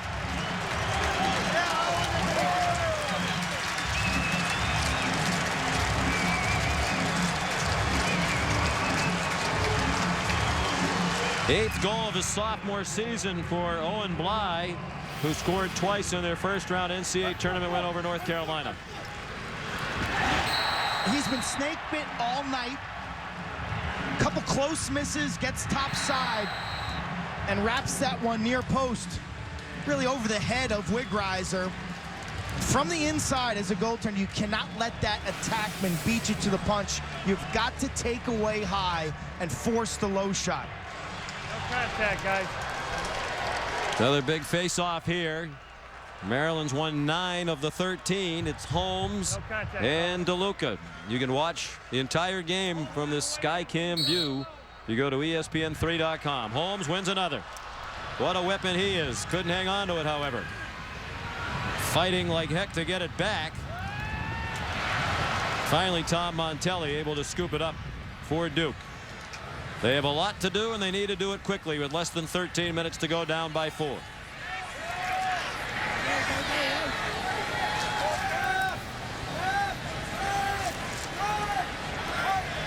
Zach Howell trying to avoid playing in his final game for Duke. He has a job lined up with Bank of America starting in July. What a career he's had. 7th all-time in Duke history in goals.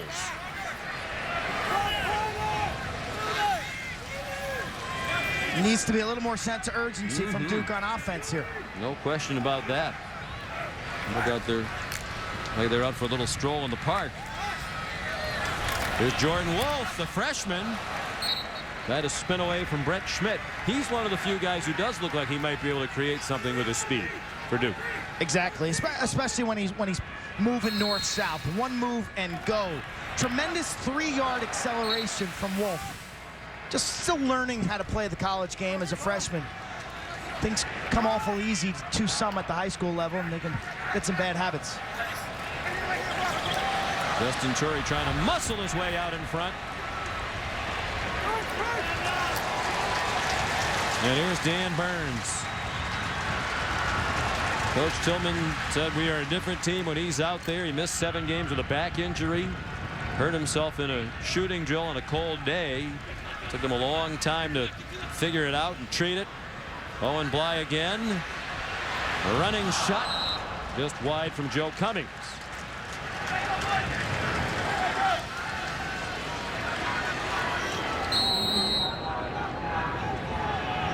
Now Ryan Young. We haven't seen his brother Kevin on the field yet for Duke. Just tuned in. Ryan and his brother Kevin on opposite sides tonight. Lost their mom Maria a month ago. Battle with pancreatic cancer. The purple jerseys being worn by the Maryland coaches in her memory. The color symbolizes the fight against pancreatic cancer. Players on both sides with her initials. How about the experience that Maryland went through? They go down to Duke, win the ACC championship, bus back to College Park, Maryland, about a 5-hour bus ride, get back around midnight, had about 4 or 5 hours of sleep, and then they had to get back on the bus to go another 5.5 hours or so up to Long Island for Maria Young's funeral. Many of the Duke players were there as well. Then they, after the funeral, got back on the bus. So in a 24-hour span, they spent almost about 16 hours on the bus. It was a tremendous display of love and affection for the Young family.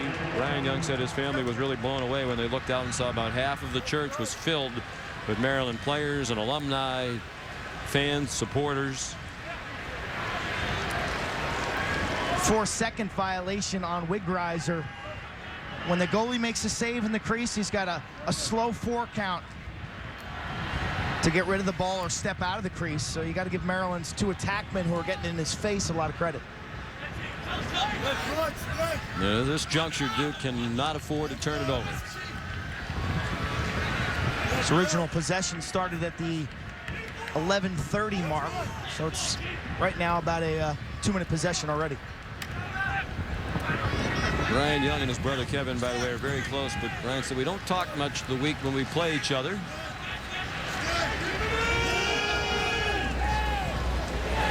Shot. And the ball goes over to Duke. Ryan Young goes to school right down the street. His brother Kevin was here the last couple of years, was here last year with Duke on their national championship team. Said Ryan, well, obviously came over last Memorial Day weekend to watch Duke. He said, no, I kept going to the Final Fours to watch Duke with both of my brothers on the team. They never won the championship, and I'm superstitious, so I decided I'd stay away last year. So he stayed up the road in College Park and watched it on TV. And Kevin Young and his Duke teammates did win the first national championship in school history. Duke trying to get to the title game and defend their title. Maryland trying to get to their 10th final, but the first since 1998. A shot for their first championship since 1975. They won it all in 1973 and 75. Josh Offit.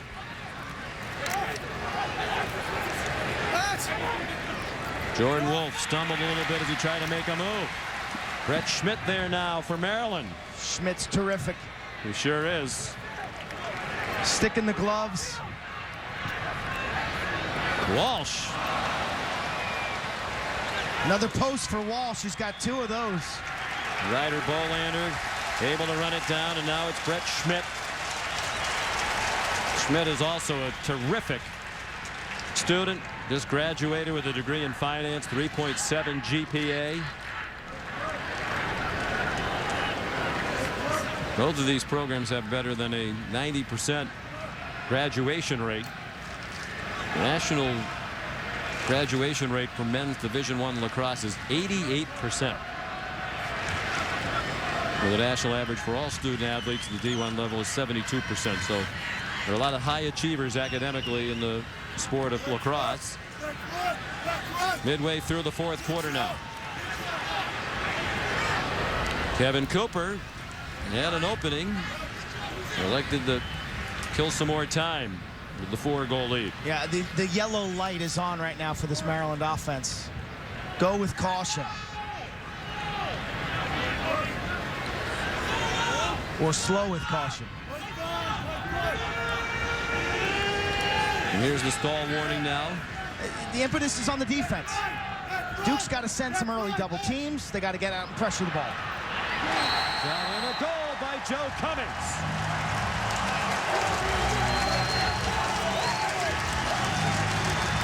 His second of the night, and that might be the one that cements it for Maryland and sends them on to the title game. Duke can't generate any offense, and now the Blue Devils are down by 5 with under 7 minutes to go. Mentioned earlier, Cummings playing with an injured hand throughout the second half of the season. Production had dipped off, but this kid has a knack around the net, both as a crease attackman and then seizing a matchup. Maryland's been bouncing up and down all afternoon, bringing tremendous energy and emotion to every possession. Downs. John Tillman praised Joe Cummings. Good job, find it. Said he's one of our smartest players, and said he's the prototypical guy you'd like your daughter to date and marry. Just a terrific person. Curtis Holmes won another draw, still in possession of it. Finally played it off to Bly, and a timeout call by Maryland. After Zach Howell scored in the 3rd quarter to make it a 2-goal game, the Terps have scored 3 unanswered goals. John Tillman, in his first season as head coach at Maryland after 3 years as the head man at Harvard, has the Terps 6.5 minutes away from a date with Virginia with the national championship on the line on Monday.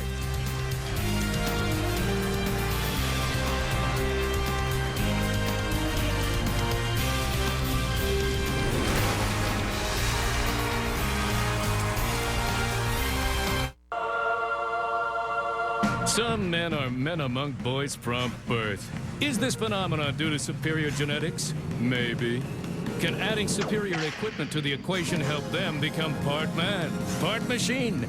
Man-sheen? Oh, yeah. It's hard to put into words the dominance of this new breed of man, but we'll try. The competition is testosterone-owned by the new shooter cleats from Warrior.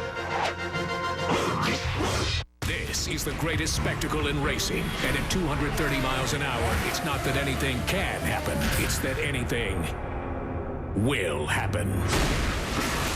The Indianapolis 500, tomorrow at 11 a.m. Eastern on ABC.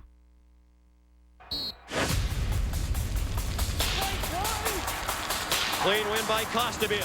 Charging toward the net. He scores!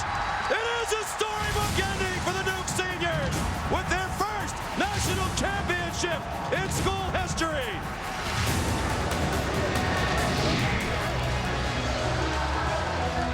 C.J. Costabile, we visited with him yesterday, described that as a surreal experience. Right off the face-off, charge to the goal, and scored against Scott Rogers. The Notre Dame goaltender was brilliant in that game, and there he is here tonight, sitting between two of the all-time great players, not only in the history of Duke lacrosse, but in college lacrosse as a whole. Friends now. All professional lacrosse players in Major League Lacrosse. You see, Rogers was immense. You know, we asked C.J. Costabile yesterday. Look at him there, he's flexing. Did you expect, as you kept making your way toward the goal, that maybe sooner or later somebody was going to step in front of you?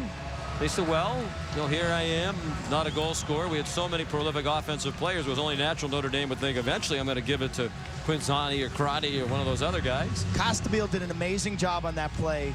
And Skycam really shows it well of protecting the ball and bringing it back and then letting it go right at the right moment, because he had two guys converging on him. Had he hung his stick, it would have been a boom. A turnover. Net empty now. Wigreiser back there behind the net, trying to take the ball away from Maryland. Risky defense, but they have to do it down by 5, and it pays off as David Lawson picked it up. Ooh, tough pass and a sloppy turnover.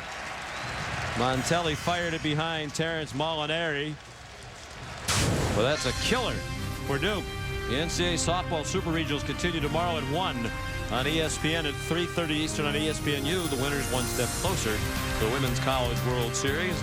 Then on Monday, we're back with you from Baltimore at 3:30 Eastern time over on ESPN for the National Championship game in men's lacrosse. Visit NCAA.com. Your home for all 88 NCAA championships. 6 minutes to go.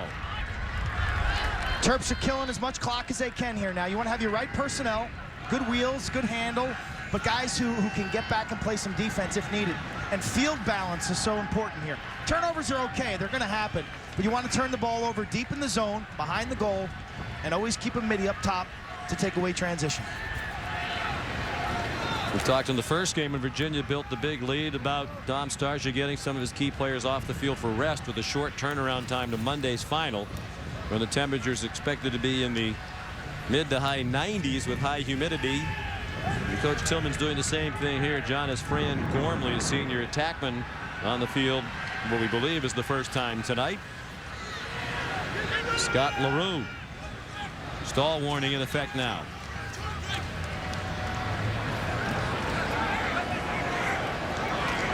They're not coming out on Joe Cummings at all, so he'll just wait. Finally, Molinari did step toward him.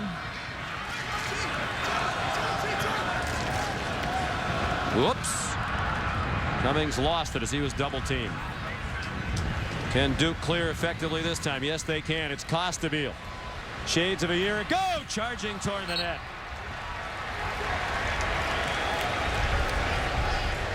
Costabile said the greatest memory he had of scoring that game winner right after the game. Tom Clute, a senior, came up to him with tears in his eyes and said, "Thank you for giving me this memory that I'll have the rest of my life." Said Clute was kind of a jokester. He thought he was joking when he first approached, but then he realized they were sincere and meaningful tears.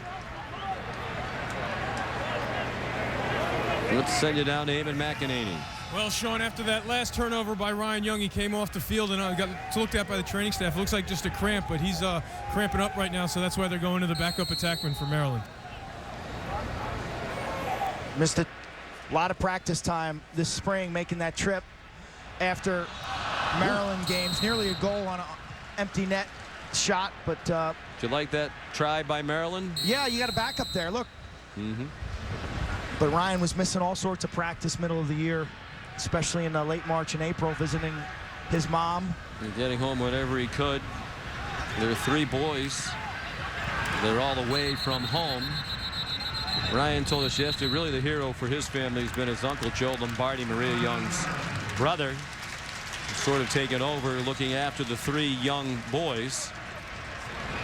So Joe Lombardi also moved from New York City with his family to Manhasset, Long Island. Maria Young was diagnosed with cancer to take care of her. He did that for 3 years. His family changed their entire life around to take care of Maria Young. She's been a great inspiration to this Maryland team. She's in their thoughts and in their hearts with a 5-goal lead, perhaps on their way to the title game. Third floor, Laffer Training Center. Born ready, built tough, hot like a Ford Hemi, muddy, bloody, and bruised up. My sport's everything, anything but ordinary. The crowd standouts know each other by the number, feed off the energy. Sweating in the gym for weeks, the win is within our reach. Body checks, I have you kissing my cleats. The man behind the mask is a maverick, letting off fuck 10 shots for the hat trick. Walls can talk, but it's our job to make them say something interesting. So how about this weekend we learn some new tricks of the trade? Then break out our doing clothes and get rolling. Let's use some paint that helps us get the job done in record time and makes a statement when we're finished. We're lowering the cost of a new favorite color. More saving, more doing. That's the power of the Home Depot. Get $5 off gallon cans of our top paint brands now through Memorial Day only. That's a good question. I do spend a lot of time on the road, and things can tend to be a bit hectic. But you always have to make time for practice. That's essentially really what got me here. You know, it's funny. Most kids always ask me, hey, how hard is it to shoot 111 miles an hour? And for me, they should really be asking, how hard is it to shoot 111 balls before and after practice?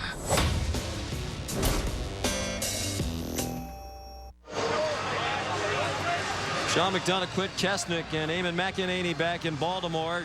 The National Lacrosse semifinal, number 2. The winner will play Virginia.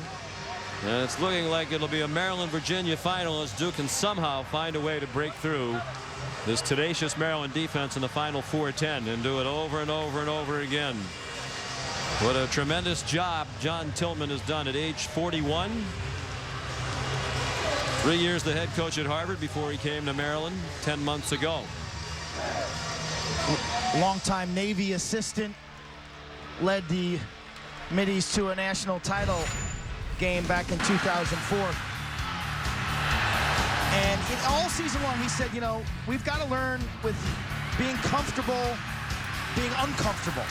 Tonight they made Duke feel uncomfortable right from the start with a physical brand of hustle, emotion, and intensity.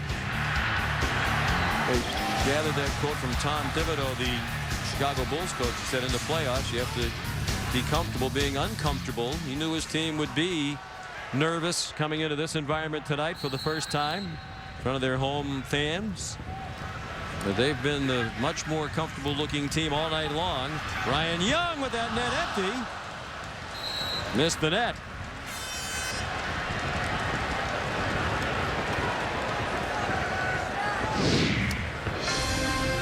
And the championship game is Monday afternoon on ESPN. Virginia against the winner of this one. 3:30 Eastern Time Monday, presented by Enterprise Rent-A-Car. It'll also be available on ESPN3.com. Skycam view available on ESPN3.com right now and throughout. The challenge, if Maryland can hold on, would be the changes that Virginia has made, and the way Virginia is playing right now is different from the Virginia team that this Terp team played earlier this year.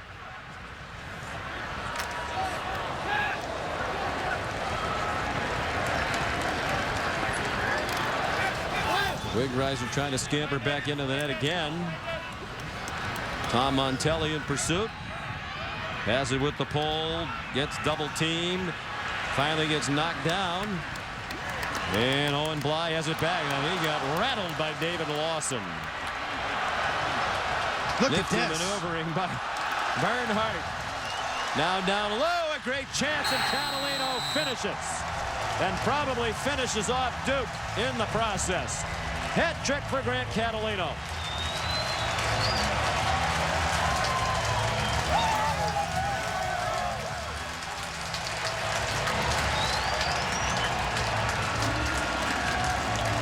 This is what you gotta love about this sport. It's what's got the fans on their feet. Hard hitting, action packed. Bly gets lit up at the midfield line, but Bernhardt bails him out. And look at this midfield defender, high school football player out of Florida, make a play. And then Catalino, the big man with the soft hands. I mean, nice little fake, reaches around. He's got those long arms and the leverage. And at 6'4", he just dunks that one over Wigreiser's shoulder.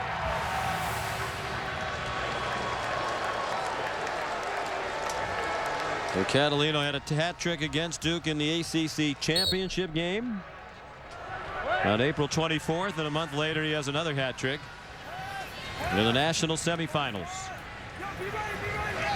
So Duke will not defend its national championship. As you mentioned, it's a very different cast.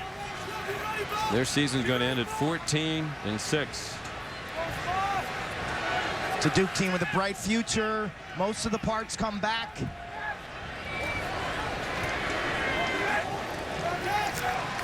Tugger Virtue for Duke. They've generated very few shots here in the fourth quarter. Zach Howell playing the final minutes of his career. Just 6 shots in this quarter facing the deficit for Duke. Sloppy pass. Christian Walsh on the field turf. They're in the home of the Baltimore Ravens.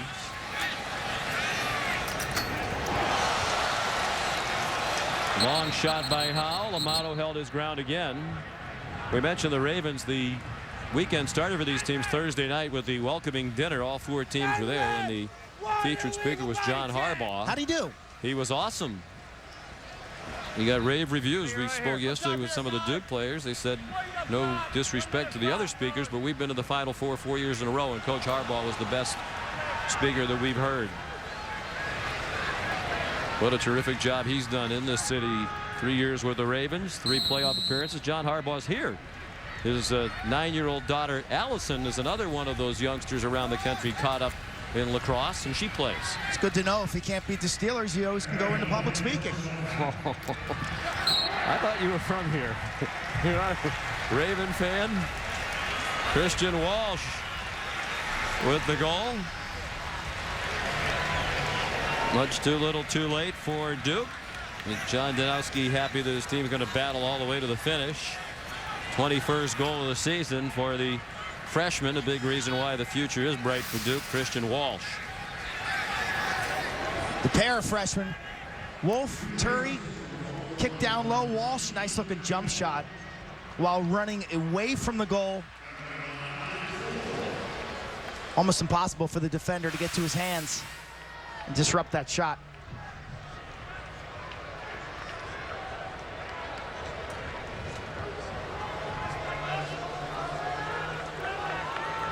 Nearly 23 minutes between goals. Looked like they were about to make a game of it.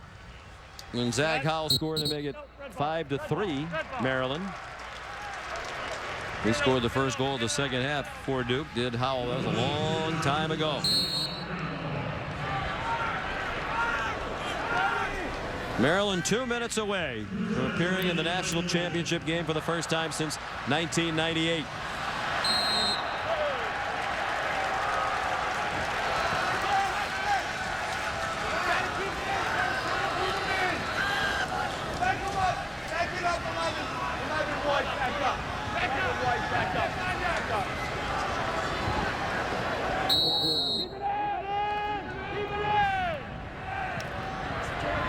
And Drew Snyder trying to get away from the double team.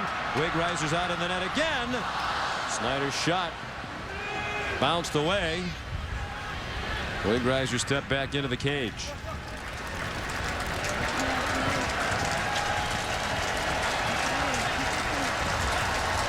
Well, these Terrapin fans have been frustrated in recent years at some very good teams that just couldn't get over the hump and make it to the Final Four each of the previous 3 seasons. The season ended in the national quarterfinals. Not only did they get here, but they're going to keep moving on to play in the title game against the Virginia team. They played once during the regular season. It was in Charlottesville, Virginia on April 2nd. And Maryland had a 12-7 victory in that game. Of course, that was at a time when Virginia was really going through the turmoil in their program. Midst of a stretch when they lost 4 out of 5. They're a different Virginia team right now. You think Maryland will try to use this possession, slow it down, shorten the game style again Monday? It's going to be interesting because Maryland has not been a good offense against zone this year. One of their losses was against North Carolina, where the Tar Heels used the zone. So Virginia's zone could cause Maryland some problems if you look at the way the Terps have struggled.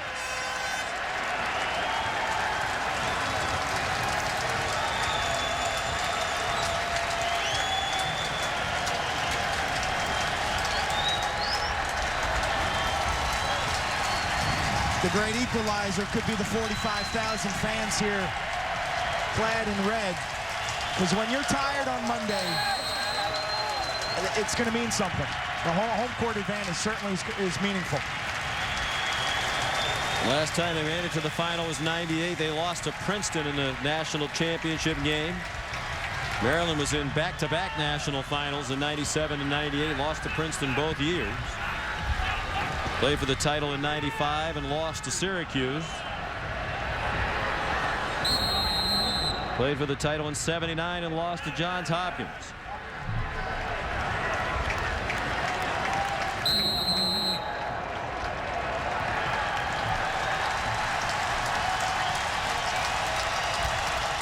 Congratulations to Duke for a spirited defense of its national championship. They reinvented their team early in the year and had an excellent season.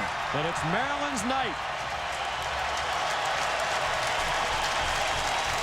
They advanced to the championship game for the 10th time in school history. Many of those were back in the early days of the NCAA tournament back in the 70s. They'll have a chance to end a long drought without a national title. It dates back to 1975 when they played Virginia in an all-ACC final Monday. 3 tremendous defensive performances by Maryland in this NCAA tournament. They held North Carolina to 6 goals in round 1. The #1 team in the country, Syracuse, scored 5 times in an overtime game last weekend, and Duke got only 4 tonight. Maryland really understands what they want to get done in terms of face-off wins, goaltending. Spread the wealth on offense today, and the seniors certainly posted.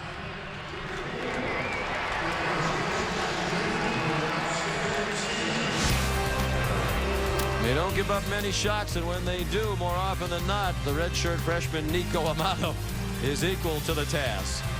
Back for more from Baltimore after this. To do, look at bill from phone company. Reminder, find out how much we pay for phone and internet. Note to self, cut out slow DSL. Highest priority, look at bill, see what we can save. First thing, pay less, get more. We switched. We switched. We switched. To Comcast Business Class. Fast internet. Better phone. Cloud services from Microsoft. Great deal. You can't save if you don't look. Call Comcast Business Class at 1-800-391-3000 today. Well, what does Taco San Tacos make you think of? Mesquite grilled meats, fresh vegetables, really bold flavors. That's really what border-style cooking is all about. Smell the mesquite? These are achote chicken tacos. The chicken's been marinated and finished on the grill, and we are making tortillas all day long. We build them right here, and they go right to the table. Finish with cilantro, wrap it up, tuck it in, sleep tight. We let you mix and match from 10 different kinds, so come in and try them all. These are mine, so if you want some, you gotta come and get them. Jen Solling and the University of Washington getting ready for a super regional game against Missouri. That's next on ESPN2. But first, we go back to Baltimore and Sean McDonough.